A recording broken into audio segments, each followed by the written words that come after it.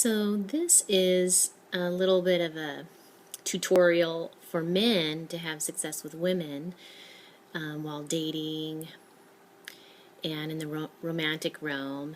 And as a Tantra teacher, I wanted to share some things with the men that will be empowering.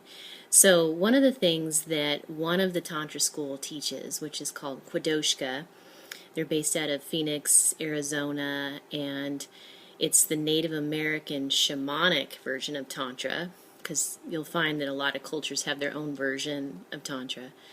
So anyway, one thing that's helpful to know and that's unique about their system is that they go over the 9 different anatomy types of men and women.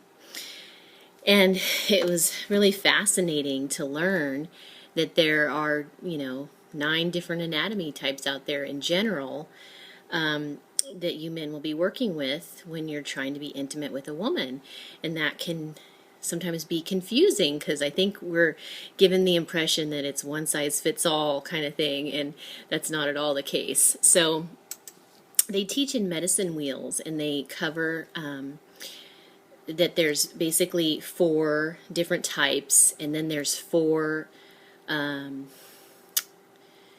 types that are a cross between 2 other types, meaning they're a little bit like one and a little bit like the other. And then there's one that they put in the middle of the circle of the medicine wheel. And of course, it's not a sure science. There's variations and stuff, but it gives you a general idea of what the variations are and just to be aware of it. So for instance, I am what's called an antelope woman, because they, of course, the Native Americans, they like to have a totem animal that they call, for each type. And the antelope woman is a cross between the deer and the wolf. And so basically, there's different sizes of the labia, there's different placement as to where the clitoris is, there's different placement as to where the G-spot is inside. And just the overall look, of the genital area, it just varies. So feel comfortable in asking and being clear on where, if you're with a new partner, of asking, is this your clitoris? And making sure that that's the right spot, because they all look different and are somewhat hidden sometimes and somewhat out in the open. And it's really key to know some of that basic anatomy. And then, some of the interesting variations are that, a lot of times we're taught that the G-spot is just like right inside and up a little bit. And that's not always the case. Sometimes it's really deep inside and hard to reach, in the case of the fox woman.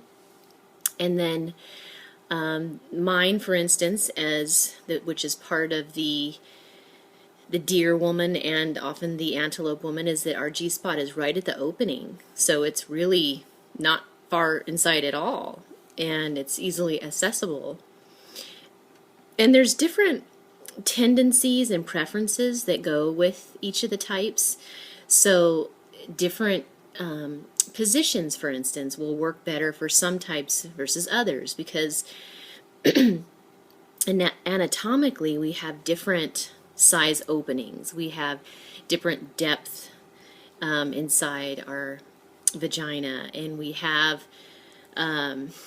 varying things that work for those different anatomy types. For instance, if you put a large man inside one of the smaller types of women, it's likely to be kind of painful and not real comfortable for her.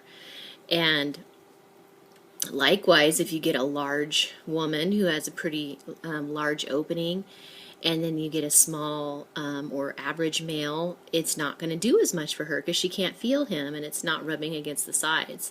So, interesting to note. And, certain positions will work better for some than others. It might be painful for others. I know one thing that's common with the wolf type woman, which I am half of, is that we tend to have a tilted pelvis. So sometimes a certain position, like on our back with our legs up, for instance, might be a little bit more intense for us than other women. And, it oftentimes really boils down to communication, because you have to be willing to talk about these things. And there's been such a code of silence and non-communication, I know, in my parents' generations and back, and it's now coming to a place where we can openly talk about what works for us, what doesn't work for us, and, being comfortable asking questions and, oh, does this feel good, or does this feel right, or is this okay with you? And another thing, men, sometimes you don't realize, because you just sometimes assume that we're rigged the same way you are, is that women's energy flows down the system, whereas your energy flows up the system. So in flowing up, your genitals are kind of hit first as a man, and usually if you get a yes to a woman in your genitals, then you pretty much take care of the rest later. Whereas because women have our energy running down, we have to get a yes in our mind, we have to get a yes in our heart, before we make it all the way down to our genitals, and then we can perhaps be a yes.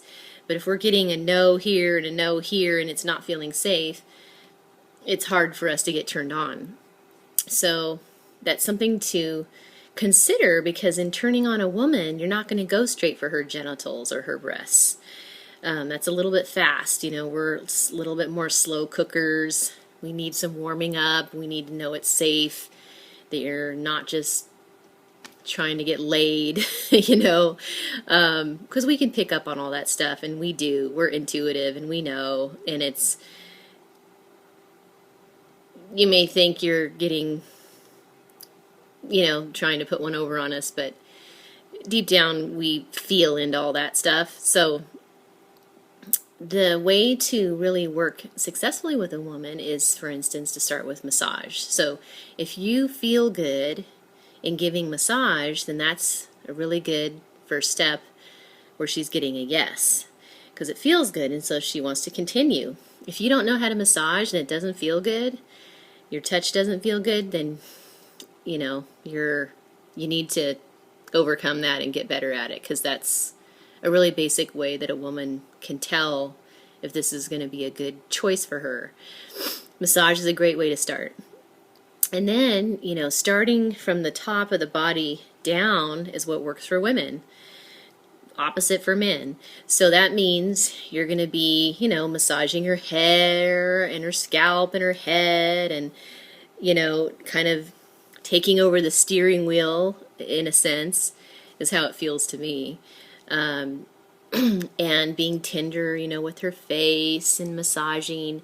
Kissing is the most common way to access her from the beginning, because she needs to have this activated before the rest of her body can be activated, because that's how she gets activated, is from the top down. So you can't skip kissing.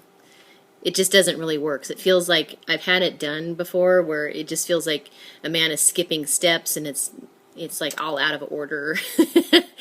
And of course, men, you're not rigged this way, so you wouldn't know unless you're taught. So obviously, if you're starting with kissing, that's kind of like turning the key in the ignition. It just works that way. And then you can work your way down, and you might not want to go straight for the breasts after that. It's best to warm up her body first before you start going for her privates and her sexual areas.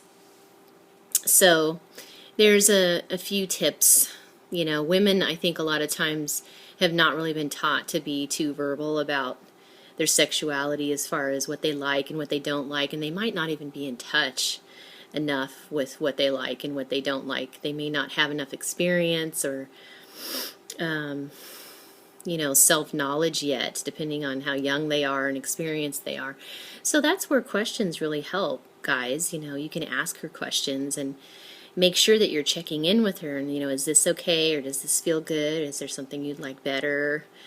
And, If you're really at ease and not in a hurry, which is the tantric way, just to be very present and not to have some end result in mind, but just enjoy the journey and wherever it goes for that evening together, is something she picks up on energetically. Women can pick up on whether men are safe, they feel at ease, or whether they feel like, some men just feel like their energy is invasive, or kind of like coming at the woman, and that's an immediate barrier. And there's even certain cultures that I find have that kind of energy where they just come at you and they're kind of in your space and they're not really warming up to you and giving you time to sort of check them out. So all these things are useful in your success with women, and try it out and see how it works.